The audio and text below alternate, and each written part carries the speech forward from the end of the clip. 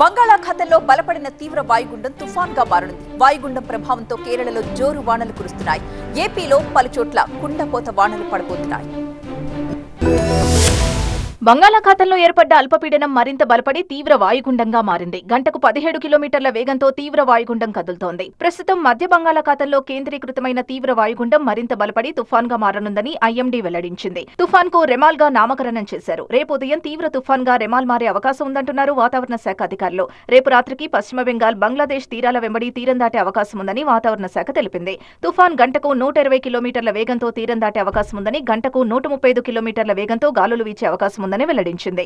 బంగాళాఖాతంలో ఏర్పడ్డ వాయుగుండంతో ఏపీలోని ఉప్పాడ, కాకినాడ బీచ్లో రాకాశీలలు ఉవ్వెత్తున ఎగిసిపడుతున్నాయి.